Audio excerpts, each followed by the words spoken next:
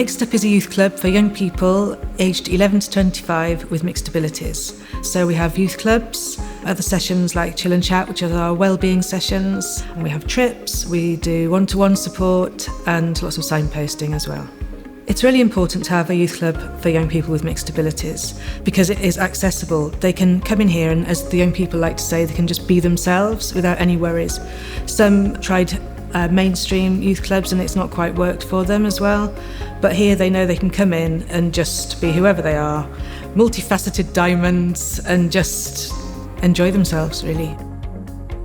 Mixtup's done a lot for me. When I first started here, I was a shy person. I wouldn't talk to anyone apart from the people I knew. But over the past couple of years, my confidence has massively improved. This youth club is just a wonderful community where we get to be ourselves, and being part of this community, part of Mixtup, is just like a family, and I feel like this youth club has just given me just wonderful opportunities in life.